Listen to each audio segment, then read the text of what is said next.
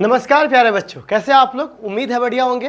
तो जैसा कि आपको पता है, पीछे आप पढ़ पा रहे होंगे कि आज प्रलय आने वाला है। प्रलय का मतलब क्या होता है? तो आज के संदर्भ में मैं आपको बता दूं कि कई बच्चे लोग न्यूमेरिकल फिजिक्स क्या है, अगर आप फिजिक्स में से न्यूमेरिकल को हटा दो तो सबसे इजी सब्जेक्ट, और अगर आप फिजिक्स में न्यूमेरिकल को ऐड कर दो तो भाई साहब इससे बुरा सब्जेक्ट कोई आपको नहीं मिलेगा, मतलब बहुत हार्ड हो जाता है। तो बच्चे लोग, सवाल यहाँ पर है कि कई बच्चे न्यूमेरिकल से त्रस्त है, कुछ बच्चे न्यूमेरिकल पढ़ भी रहे हैं, तो वो ये कह रहे हैं कि सर क्लासरूम के न्यूमेरिकल तो ठीक है, बेसिक क्लियर हो जाता है, पर हमें टॉप लेवल के न्यूमेरिकल्स को देखने हैं। तो बच्चे लोग, अगर आपका सपना IIT JEE नीट है और आप चाहते हैं कि उस लेवल के क्वेश्चन को हम टच करें, या हमें बोर्ड के भी बहुत अच्छे क्वेश्चन को टच करने, CBSE वाले बच्चों का लेवल थोड़ा अप होता है, और बिहार बोर्ड में भी कई ऐसे क्वेश्चन होते हैं जिनका लेवल अप होता है। 2018 में हिला दिया था उन्होंने। तो कहने का मतलब, उसी समस्या को दूर करने के लिए आज हम आपके लिए लेकर आए प्रलय बैच। ये केवल 11th वालों के लिए नहीं है, 12th वालों के लिए भी है। हाँ, 12th वाले बच्चे भागिए मत, आपके लिए भी है। ये क्या होगा वो मैं आपको समझा दूं। बच्चे लोग, सबसे पहले ये प्रलय बैच केवल न्यूमेरिकल बैच है, इसमें हम केवल न्यूमेरिकल की चर्चा करेंगे। अगर थ्योरी आपको पढ़ना है तो थ्योरी तो आप अपने क्लासरूम में कहीं ना कहीं पढ़ ही रहे होंगे, या आप थ्योरी के लिए आप लोग अपना जहाँ से भी क्लासरूम कर रहे हैं वहाँ पे हो जाएगा। एक्स्ट्रा न्यूमेरिकल के लिए मैं आपके सामने यहाँ प्रेजेंट हूँ, और मैं आपको, अगर आप चाहते हैं कि नहीं थ्योरी भी हम ऑनलाइन पढ़ें, तो उसके लिए भी हमारे ऐप पे वो सब अवेलेबल है। आप ऐप पे जा करके हमारे क्लासरूम के रिकॉर्डेड वीडियो है, वहाँ पर आप उसे देख सकते हैं। खैर, अभी मैं बात करता हूँ क्लास 11th, ये 2 क्लास के लिए चलेगी, क्लास 11th के लिए और क्लास 12th के लिए। जी हाँ, क्लास 11th और क्लास 12th दोनों के लिए चलेगी। क्लास 11th के लिए चलेगा MWF, मतलब मंडे वेडनेसडे फ्राइडे, मतलब हफ्ते के 3 दिन आएगा, ठीक है ना।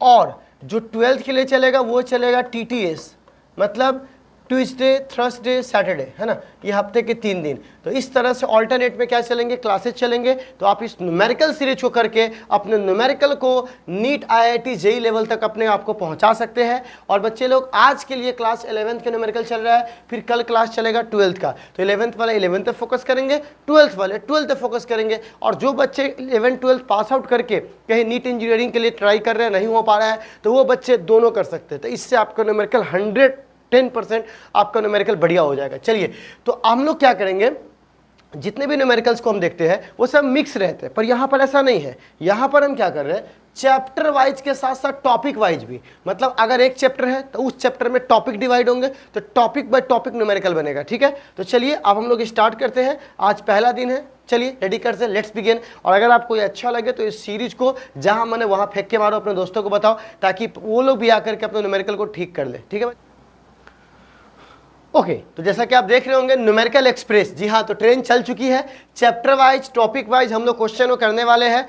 प्रलय बैच है आज, फिजिक्स का बैच। आप क्लासरूम आप फिजिक्स के लिए पढ़ रहे हैं, नए बच्चे के लिए बता दूं मैं, क्लास 11 2023-24 का है, चैप्टर 1, जिसका नाम है, आप लोग कहिएगा सर NCERT में तो चैप्टर 1 का नाम है फिजिकल वर्ल्ड, लेकिन नहीं, नीट और JEE में न्यूमेरिकल्स स्टार्ट होते हैं यूनिट एंड मेजरमेंट से, तो जहाँ से चालू होगा हम लोग वहीं से गिनेंगे। तो हम लोग की क्लास 11 का है चैप्टर 1, जिसका DPP आज पहला है। और आज हम लोग चार्ज के बारे में पढ़ेंगे, बोर्ड, नीट, IIT JEE सबके लिए आपको न्यूमेरिकल्स मिलेंगे, ठीक है ना, टाइप बाई टाइप। तो चलिए स्टार्ट करते हैं। ओके, तो मैं ये सब बता ही चुका हूँ आपको, स्टार्ट करता हूँ। ठीक है, चैप्टर वाइज इकाई और बीमा। सबसे पहला क्वेश्चन, ठीक है, और सबसे बड़ी बात है ये हिंदी और इंग्लिश दोनों में है। ठीक है, तो चलो बच्चे लोग,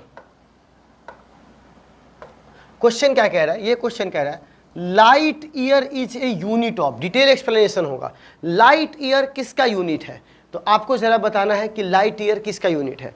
तो देखो बच्चे लोग, आपको आंसर मिल गया होगा, आपके दिमाग में आ चुका होगा। लाइट ईयर जो है आज से स्टार्ट कर रहे हैं प्रलय बैच का पहला काम। तो बच्चे लोग, लाइट ईयर जो है बच्चे लोग, वो है यूनिट है। सबसे पहले देखो, जब चांद तारे, मतलब कि जो ग्रह होते हैं, एस्ट्रोनॉमिकल बॉडीज होते हैं, उसके बीच की दूरी बहुत ज़्यादा होती है, तो उस दूरी को हम फीता से नहीं माप सकते हैं। तो उसको किससे मापा गया, लाइट से। कि प्रकाश जो है, लाइट जो है, एक साल में जितना डिस्टेंस तय करेगा, जितना डिस्टेंस कवर करेगा, उसी को हम लोग बोलेंगे लाइट ईयर। ठीक, तो कहा जाता है डिस्टेंस, तो आपको पता है V बराबर S/T, मतलब speed equal to distance upon time, velocity V equal to speed equal to distance upon time.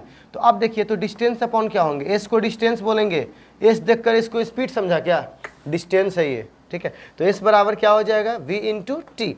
अब देखो प्रकाश की चाल कितनी होती है, मने मने गुनगुना लो, और टाइम 1 साल, तो 1 साल को अगर आप, इसका मात्रक होता है मीटर पर सेकेंड, और 1 साल को अगर तुम कवर करोगे तो 1 साल में 365 दिन, अप्रॉक्स में एक दिन में 24 घंटा, 24 घंटा में 60 मिनट, 60 मिनट में 60 सेकेंड। अब आप इसको कैलकुलेट कर लो और 1 लाइट ईयर की वैल्यू ले आओ।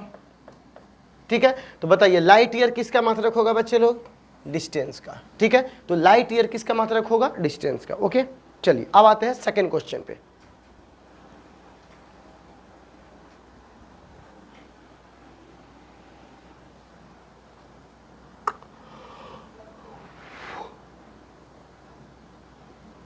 सेकेंड क्वेश्चन कहता है Newton into second is the unit of. आपसे रिक्वेस्ट है कि जो बच्चे भी इस चैप्टर को पढ़कर खत्म कर लिए, अगले चैप्टर में जा चुके, वही इसको बनाइए, क्योंकि चलते हुए चैप्टर में बनाइएगा तो आपको दिक्कत हो जाएगा। ठीक है ना, क्योंकि बहुत सारा टर्म आप नहीं सुने होंगे, इसीलिए अगर चैप्टर ये खत्म हो गया तब इसको बनाइए। तो बच्चे लोग ये कहता है Newton second is a unit of, तो न्यूटन इंटू सेकेंड, तो पहले ये देखिए न्यूटन इंटू सेकेंड, न्यूटन किससे मिल के बना है, तो केजी मीटर पर सेकेंड स्क्वायर, न्यूटन इसी से मिलकर बना है। आप देख लीजिएगा मास इनटू एक्सेलरेशन, और यहाँ पर एस मतलब डिस्टेंस, तो डिस्टेंस का होता है, सॉरी एस मतलब सेकेंड, यहाँ पे सेकेंड, तो सेकेंड से सेकेंड कट जाएगा तो आपके सामने आ जाएगा केजी मीटर पर सेकेंड। और ये जो होता है बच्चे लोग वो वेलोसिटी का नहीं होता है, एंगुलर मोमेंटम का भी नहीं होता है, एनर्जी का भी नहीं होता है, बल्कि किसका होता है, मोमेंटम का। तो हमारा सही आंसर क्या हो जाएगा बउआ, 2 नंबर, यानी न्यूटन इंटू सेकेंड किसका मात्रक है, मोमेंटम का। एग्जैक्टली। नेक्स्ट तीसरा क्वेश्चन, तीसरा क्वेश्चन में कह रहा है कि which of the following is not represent correct unit, इसमें से कौन करेक्ट यानी सही यूनिट को नहीं दर्शा पा रहा है। ठीक है, जल्दी बताइए, देख लीजिए एक बार, आप लोग कैलकुलेशन कर सकते हैं अपने कॉपी पर वीडियो को रोक करके। ठीक है, ये समझिए एक तरह का टेस्ट भी हो जाएगा। तो सबसे पहली बात, स्ट्रेस अपॉन स्ट्रेन, तो पहले मैं बता दूं स्ट्रेस का डायमेंशन होता है, यूनिट होता है newton per metre square, force by area, और स्ट्रेन का कुछ भी नहीं। तो कहने का मतलब ये कुछ भी नहीं है तो खाली क्या बच जाएगा, न्यूटन पर मीटर स्क्वायर। तो पहला वाला का सही है। ये पूछ रहा है कौन सा करेक्ट नहीं है, सरफेस टेंशन, तो सरफेस टेंशन का फॉर्मूला होता है फोर्स बाय लेंथ, यानी 2L होता है, कभी कभी L होता है। तो फोर्स का होता है न्यूटन, लंबाई का होता है मीटर। क्लास 11th के बच्चे इस टॉपिक्स को नहीं सुने होंगे, तो आप लोग घबराइए मत, अभी आप क्या कीजिए, पढ़िए, जब 11th 12th आपका पढ़ लीजिएगा तो सारे क्वांटिटी के बारे में आप जान जाइएगा। 12th वाले बच्चे आसानी से इसको समझ पा रहे होंगे, तो अभी आप डायरेक्ट याद रखिए, 11th वाले बच्चे धीरे धीरे आप ये टर्म सब सुनते चले जाओगे। अब बताओ एनर्जी का, तो भाई देखो तो एनर्जी का यूनिट होता है केजी मीटर स्क्वायर पर सेकेंड स्क्वायर। ठीक है ना, तो ये तो गलत हो गया, क्योंकि ये तो स्क्वायर खत्म हो गया, लगता है स्क्वायर से स्क्वायर काट दिया है क्या, ये गलत है, काट स्क्वायर से स्क्वायर थोड़ी ना कटेगा, मतलब कि यहाँ पर स्क्वायर मिसिंग है, डेट्स वाई हमारा ये सही हो जाएगा, क्योंकि जो गलत है वही हमारा सही होगा। तो बताइए बच्चे लोग तीसरा का सही आंसर क्या हो जाएगा हमारे लिए, सी नंबर। ठीक, आप समझ गए होंगे कि एनर्जी का मात्रक इसमें मैच नहीं कर रहा है। ठीक, तीसरा के बाद 4 नंबर, 4 नंबर में कहता है 1 nanometre is equal to, 1 nanometre किसके बराबर है। तो कई बच्चे ये गलती कर देते हैं कि 1 नैनोमीटर बराबर 10 के पावर 9 मिलीमीटर, 10 के पावर माइनस 6 सेंटीमीटर, 10 के पावर माइनस 7 सेंटीमीटर, 10 के पावर माइनस 9 सेंटीमीटर। तो बच्चे लोग क्या करते हैं ना, 1 नैनोमीटर जहाँ नैनो देखते हैं सीधे 10 के पावर माइनस 9 वाला मिलता है और उसको मार देते हैं, जबकि ये गलत है। क्यों गलत है, क्योंकि प्रीफिक्स की वैल्यू 10 के पावर माइनस 9 है ना, पीछे मीटर भी तो लगा हुआ है। अगर ये मीटर में आंसर होता तो पक्की बात है मार दिए होते, लेकिन ये मीटर में नहीं है, बल्कि प्रीफिक्स लगाने के बाद भी पीछे यूनिट भी काम कर रहा है। तो यूनिट को बेटा जब तुम बदलोगे तो ये हो जाएगा 1 मीटर में 100 सेंटीमीटर। ठीक है, और ये 2 शून्य इस माइनस वाले 2 को खा जाएगा, तो 10 के पावर माइनस 7 सेंटीमीटर। अब बताइए हमारा सही आंसर कौन हो जाएगा, सी नंबर। ठीक है, पर कई लोग ये नैनो को देख के सीधे मार देते हैं। ये भी देखना है कि क्या हमको मात्रक भी चेंज करना है, बड़ी चालाकी से इसने मीटर लगा दिया और ऑप्शन में सेंटीमीटर और मिलीमीटर लगा दिया। ठीक है, ताकि आप प्रीफिक्स के एकदम 10 के पावर 9 याद करके आओ अब मार दो, पर ऐसा थोड़ी ना है, गलती थोड़ी ना होने देंगे। ये प्रलय क्यों आया है, ये प्रलय इसीलिए आया है ताकि ये जो ये सब जो आपको तंग कर रहा है इसके मंथन से आप न्यूमेरिकल का कॉन्सेप्ट निकाल सको। ठीक है बच्चे लोग, चलिए मंथन बहुत लंबे समय तक चलेगा, लेकिन उससे जब अमृत मिलेगा उसको पियोगे तो अमर हो जाओगे न्यूमेरिकल में तुम लोग। तो यहाँ पे कहता है a micron is related to centimetre as. एक माइक्रोन को अगर सेंटीमीटर में अगर हम रिप्रेजेंट करें तो कैसे रिप्रेजेंट होगा? तो देखिएगा बच्चे लोग, एक माइक्रोन, एक माइक्रोमीटर को हम लोग कहते हैं बच्चे लोग एक माइक्रोन। याद रखिएगा, जब प्रीफिक्स वगैरह में पढ़ाए थे आपको, एनडीए वगैरह के लिए सब इस बहुत पूछता है ये सब। तो क्या है बच्चे लोग, एक माइक्रोमीटर को एक माइक्रोन बोलते हैं। एक माइक्रो का मान होता है 10 के पावर -6। अगर ये मीटर में होता तो हम आंसर कर देते, लेकिन यहाँ सारा सेंटीमीटर में है। तो क्या करेंगे, यहाँ पर ऐसे बोल सकते हैं 1 गुने 10 के पावर -6 और 1 मीटर में 100 सेंटीमीटर। तो क्या इसको बोल सकते हैं 10 के पावर -4 सेंटीमीटर। तो सही आंसर हो जाएगा बच्चे लोग कौन सा, डी नंबर। ठीक है, ओके। अब यहाँ पर इस क्वेश्चन को देखने के बाद छोटी छोटी गलतियाँ नहीं करना है। छोटी छोटी रातें लंबी हो जाती हैं, बैठे बिठाए यूं ही नींदें खो जाती हैं, दिल में बेचैनी, आँखों में इंतजार होता है। Suitable unit for gravitational constant. आप कहिएगा ये क्या चीज़ है भाई? चैप्टर नंबर 8वां में मैं आपको पढ़ाऊंगा ग्रेविटेशनल नाम का एक खतरनाक कॉन्सेप्ट जिसको बाबा न्यूटन ने प्रपोजल किया था। और इसमें आपको पढ़ना है कि एक फार्मूला होता है, F बराबर 2 मास के बीच में जो बल लगता है वो इतना लगता है। ठीक है, तो अब बताइए G बराबर क्या होगा? G बराबर होगा F गुने R² बट्टा M1 इंटू M2। ओके, तो G बराबर, तो बताओ तो F की वैल्यू कितनी है? F की वैल्यू है, F का डायमेंशन है, यूनिट लिखना है। सॉरी, अभी तो डायमेंशन पढ़ा ही नहीं रहे, कुछ एक जैसा है ना, इसलिए मैच गड़बड़ हो जाता है। न्यूटन, R मतलब रेडियस, तो रेडियस का होता है मीटर स्क्वायर। M का मतलब मास, तो मास का केजी, और फिर M का मतलब मास, तो मास का केजी। तो अब केजी इंटू केजी, केजी का स्क्वायर हो जाएगा। तो क्या मैं इसको बोल सकता हूँ न्यूटन गुने मीटर स्क्वायर और केजी के पावर -2। ठीक, तो देखिए तो कौन सा आंसर होगा? सी नंबर। सिंपल तो है। ठीक है, बस आपको फॉर्मूला आ जाएगा तो आप आराम से इस वैल्यू को कैलकुलेट कर लेंगे, कर लीजिएगा। ठीक है, चलिए अब हमारे पास क्वेश्चन है कि इन एस इक्वल टू, हमें ये दिया हुआ है। ठीक है, इस तरह से हमें क्या किया हुआ है, एक इक्वेशन दिया गया है और कह रहा है एस डिस्टेंस है जिसको मीटर में हम लोग दर्शाते हैं, टी टाइम है जिसको हम लोग सेकेंड में दर्शाते हैं, तो सी का यूनिट क्या होगा? तो जैसा कि मैं आपको बता दूं कि आप एक चीज़ जानिएगा, एस बराबर a plus b T plus c T का स्क्वायर। एक बात बताओ, अगर ये एक टर्म किसको बोलते हैं? जिसको प्लस और माइनस बांट दो उसको टर्म कहते हैं। तो बताइए ये टर्म यदि आम होगा तो ये भी टर्म आम होगा, ये भी टर्म आम होगा, और इस आम आम आम के मिलने से ये भी आम आएगा। अब नहीं समझ में आया तो मैं समझाता हूँ। 2 किलो चीनी प्लस 2 किलोमीटर, बताओ कितना हुआ? आप नहीं जोड़ पाइएगा। क्यों नहीं जोड़ पाइएगा? क्योंकि ये मास का मात्रक है, वो दूरी का मात्रक है। तो दो डिफरेंट फिजिकल क्वांटिटी को हम नहीं जोड़ सकते। ठीक है, जब भी जुटा होगा तो समझिए वो एक जैसा होगा। तो मान के चलिए अगर ये डिस्टेंस है तो ये भी डिस्टेंस होगा, ये भी डिस्टेंस होगा, ये भी डिस्टेंस होगा, तभी तो डिस्टेंस से डिस्टेंस जुड़कर डिस्टेंस आया।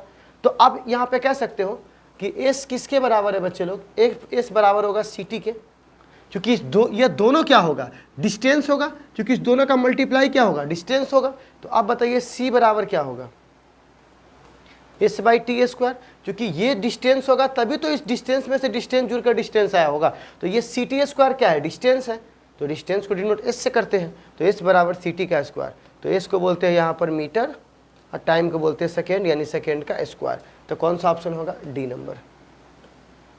ठीक है, तो ऐसे सवाल रहेंगे तो बना लीजिएगा। जब भी आपको समीकरण दिया होगा और एक टर्म अननोन होगा तो याद रखिएगा left hand side right hand side की क्या होगा बच्चे लोग? बराबर होगा, क्योंकि सेम फिजिकल क्वांटिटी होगा तभी वो जोड़ या घटा सकता है। ठीक है, चलिए 8वां नंबर, इसको मिलाना है। आप लोग ध्यान से इसको देखिएगा क्या कह रहा है। कह रहा है इसमें से कौन रॉन्ग है? ठीक है, तो आप सबको पता है 1 कैलोरी बराबर 4.8 जूल, ये तो होता ही है, ये तो सही बात है। अच्छा, 1 एंगस्ट्रम में 10 के पावर -10 मीटर, ये भी सही है। एक्सरे का साइज है, ये एक्सरे का साइज बताता है, एटम का साइज बताता है। और 1 मेगा इलेक्ट्रॉन वोल्ट, तो पहले मैं बता दूं 1 मेगा इलेक्ट्रॉन वोल्ट, तो मेगा का मतलब होता है 10 के पावर 6, बरसो रे मेघा मेघा। इलेक्ट्रॉन का मान होता है, इलेक्ट्रॉन की वैल्यू होती है 10 के पावर -19 कूलम होता है। एक एलिमेंट्री चार्ज की जो वैल्यू होती है वो इतनी होती है ना। और वी को बोलते हैं वोल्ट, तो वोल्ट बराबर होता है जूल पर कूलम। ओके, तो कूलम से कूलम कट गया 1.6 और 10 के पावर -19 में से 6 जाएगा तो -13, जूल है तो जूल। तो ये वाला भी तो सही हुआ, हमको सही नहीं ढूंढना है, हमको गलत ढूंढना है। तो 1 न्यूटन में कितना डाइन रहती है, तो 1 न्यूटन में 1 लाख डाइन रहती है। 1 न्यूटन में कितना डाइन रहती है, तो 1 न्यूटन में 1 लाख डाइन है। ठीक है, तो बच्चे लोग तुमको क्या लगता है 1 न्यूटन में 1 लाख डाइन है, निकाल के दिखा है ना। तो देखो बच्चे लोग 1 न्यूटन तो बराबर होगा 10 के पावर 5 डाइन के, लेकिन यहाँ देखो ये माइनस लगा दिया है, तो क्या बताइए क्या ये माइनस वाला आंसर सही होगा, नहीं होगा। तो हमारे लिए ये जो है बच्चे लोग वो क्या हो जाएगा, गलत। तो हमारा गलत ही तो सही है, यानी कौन सा ऑप्शन होगा, डी नंबर। तो 8वां कौन सा आंसर हो जाएगा, डी नंबर। ओके, चलिए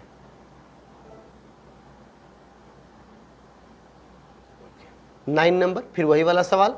9 नंबर में क्या कह रहा है, एक समीकरण दे दिया हमें और ये कह रहा है कि आप हमको बताइए जिसमें x अगर किलोमीटर हो, t टाइम हो, तब हमको बताइए कि b का यूनिट क्या होगा। ठीक है, तो आप यहाँ पे कह सकते हो x बराबर at तो प्लस bt का स्क्वायर।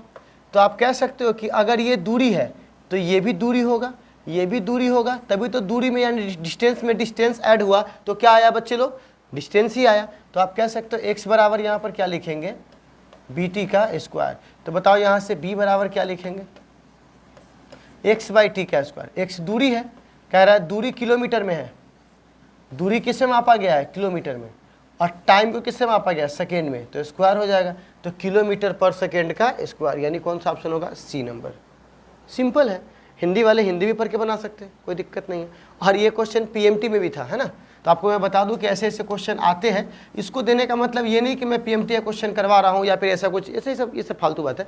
मैं इसलिए दे रहा हूं ताकि आप ये जान सके, देख सके कि ऐसे ऐसे क्वेश्चन आते हैं। ये नहीं कि यह आएगा, लेकिन इस टाइप के क्वेश्चन आते हैं, मतलब आपकी रेंज सही है। ठीक है, चलिए आगे बढ़ते हैं।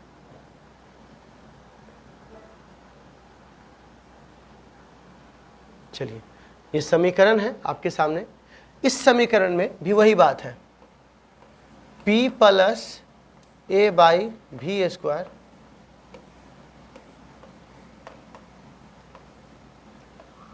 कह रहा है a का डायमेंशन क्या होगा, बताइए, सॉरी a का यूनिट क्या होगा। बेसिक पे रहिएगा, तो क्या नीट, क्या आईआईटी, क्या जेई, क्या एडवांस, क्या बोर्ड, बस अपना बेसिक मत छोड़िएगा। ठीक है ना। बेसिक क्या कह रहा है कि आम में आम जुटता है, तो अगर ये P प्रेशर है तो पक्की बात है, यहाँ देखिएगा, अगर ये P प्रेशर है तो पक्की बात है ये भी प्रेशर होगा, क्योंकि प्रेशर में ना प्रेशर जुट पाता है। तो कहने का मतलब a/v स्क्वायर पक्का किसके बराबर होगा, प्रेशर के। तो बताइए a बराबर क्या होगा, ठीक। तो प्रेशर का बोलिए तो क्या होगा, प्रेशर का होता है बुआ न्यूटन पर मीटर स्क्वायर। ठीक, अच्छा ये सीजीएस में बोल रहा है ना, सॉरी ये एसआई में नहीं रख रहा, सीजीएस में रख रहा है, मात्रक चेंज कर रहा है। तो बताओ इसका क्या होगा, डाइन, फोर्स बाई होता है ना एरिया, तो डाइन, फोर्स का डाइन होगा सीजीएस में, और एरिया क्या होगा, सेंटीमीटर स्क्वायर। और भी मतलब वॉल्यूम, और वॉल्यूम का यूनिट होता है, वॉल्यूम बराबर होता है ना लंबाई गुने चौड़ाई गुने ऊंचाई। तो बताइए वो लंबाई का भी सेंटीमीटर, चौड़ाई का भी सेंटीमीटर, ऊंचाई का भी सेंटीमीटर। तो कै गो हुआ, 3 गो सेंटीमीटर हुआ। और यहाँ पहले से क्या है हुआ, स्क्वायर बैठल है। ठीक, तो क्या करेंगे, क्या इसको लिख सकते हैं, डाइन बट्टा सेंटीमीटर स्क्वायर। अब पावर का पावर मल्टीप्लाई होता है, स्क्वायर नहीं होता है। तो कहने का मतलब कई बच्चे गलती कर देते हैं, तो 3 तिहाई 9 नहीं हो जाएगा, बल्कि 3 दूनी 6 हो जाएगा, क्योंकि बगल में क्या हो रहा है, गुना हो रहा है। तो ये कट जाएगा, तो कटने के बाद आपका आंसर आ जाएगा डाइन गुने सेंटीमीटर के पावर 4, यानी सही आंसर कौन हो जाएगा पूरा, बी नंबर। ठीक है, कोई दिक्कत इसमें, कोई डाउट है। एक बार अगर आपको ना समझ में आए क्वेश्चन का आंसर तो आप एक बार रिकैप कर लीजिएगा, क्योंकि हमारा मेन मकसद यही है कि जिन बच्चों को ऑब्जेक्टिव न्यूमेरिकल्स ये सब समझने में दिक्कत हो रहा है, उन बच्चों को हम क्या करें, बच्चे लोग इन चीज़ों से दूर हटा करके और न्यूमेरिकल्स की जितनी भी चीज़ें हैं सबको कंप्लीट करवा दें। ठीक है, 11 में कह रहा है लिस्ट को मिलाइए, और ये क्वेश्चन एनडीए में आ चुका है। ठीक, लिस्ट क्या है, कह रहा है मैच करवाना है एक को दूसरे से, उसके बाद यहाँ मैच करवाना है।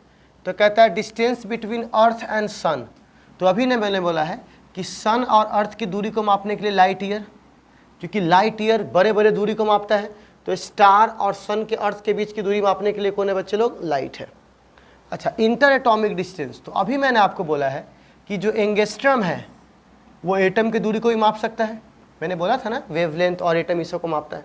चलिए अब तीसरा कहता है न्यूक्लियर का साइज। तो न्यूक्लियस का साइज तो फर्मी मापता है, फर्मी, तो फर्मी से मैच करवा दिए। उसके बाद वेवलेंथ, तो वेवलेंथ को माइक्रोन से माप सकते हैं, एंगस्ट्रम से माप सकते हैं, तो माइक्रो मतलब 10 के पावर -6 मीटर, तो ये लगभग ये हो गया। तो अब बताइए ए किससे मैच कर रहा है? ए तीसरा से, तो ए तीसरा से मैच किया। बी किससे मैच कर रहा है? दूसरा से, बी दूसरा से मैच किया। सी किससे मैच कर रहा है? चौथा से मैच किया। और डी किससे मैच कर रहा है? पहला से मैच। तो सही आंसर कौन हो जाएगा? B number. तो इसको मैच करवाने के बाद आपको यहाँ भी मैच करवाना है कि हमारा कौन सा आंसर क्या हुआ, सही हुआ है। ठीक है, चलिए उम्मीद है आप इस पर सीखे होंगे। चलिए हाँ, तो ये बच्चे लोग हमारा आज क्या था बुआ, यूनिट पे सवाल थे। अब अगर आपको टाइम पास करवाना होता तो मैं पूछता प्रेशर का यूनिट क्या है, वॉल्यूम का यूनिट क्या है। देखिए ये सब पूछना बेवकूफ़ी है, क्यों? अभी रट सकते हो, क्योंकि यूनिट प्रेशर का क्या होगा, विस्कोसिटी का क्या होगा, ये चार्ज, बहुत सारे ऐसे सवाल है, लेकिन वो मैं नहीं करवा रहा हूँ। क्यों? जैसे ही बेटा आप 11th और 12th के टॉपिक्स पढ़ते चले जाएंगे वो ऑटोमेटिकली क्लियर होते चले जाता है। 12th को बच्चे से पूछेंगे चार्ज का यूनिट क्या, बता देगा एम्पियर, क्योंकि वो पढ़ रहा है। तो अभी भी याद करवाने का कोई मतलब नहीं है, रटवाना क्या है ये भी देखिए। तो इसीलिए इस क्वेश्चन में जितना टाइप से क्वेश्चन थे इससे बाहर क्वेश्चन आपको नहीं मिलेगा। यूनिट टॉपिक पर इतना ही क्वेश्चन आपको मिलेगा। हाँ, कोई अगर आपसे फॉर्मूला पूछ ले तो वो पढ़िएगा तब नहीं याद होगा। तो याद रखिएगा यूनिट एंड मेजरमेंट से, इस चैप्टर में यूनिट एंड मेजरमेंट से लगभग इतना परसेंटाइल वेटेज रहता है, ठीक है ना, 2% के आसपास में वेटेज रहता है इसका, और 26% मैकेनिक्स का, इसमें 2% वेटेज किसका है बच्चे लोग? 2% बहुत ना हुआ, 1% की वैल्यू है। ठीक है, और मैं उम्मीद करता हूं कि आज आपको यूनिट वाली कहानी समझ में आई होगी। यूनिट के जो भी सवाल थे आज तो शुरुआत ही किए हैं, कल से और बढ़ जाएगा। तो कल हमारा DPP 2 चालू होगा जिसमें हम डायमेंशन पढ़ेंगे। कल नहीं, एम अब आपको W में, बुधवार को आपको डायमेंशन पे सवाल मिलेगा। तो यूनिट का यही सवाल रहा। और क्लास 12th वाले बच्चों को कल यानी ट्यूसडे उन लोगों को चार्ज पे न्यूमेरिकल आ रहा है। ठीक है बच्चे लोग, तो आज के लिए बस इतना ही। अगली मुलाकात कब होगी? कल की क्लास में। तब तक के लिए बाय बाय। आप लोगों को सीरीज़ कैसा लगा या आप कैसा सीरीज़ और क्या सुधार चाहते हैं कॉमेंट सेक्शन में जरूर बताइएगा, क्योंकि ये हमारा नहीं आपका चैनल है, हमें दोनों को मिलकर न्यूमेरिकल को ठीक करना है। तो आपको जहाँ भी कोई डाउट लगे आप हमसे ज़रूर इस कमेंट सेक्शन में पूछ लीजिएगा। बाय बाय, टेक केयर सभी को।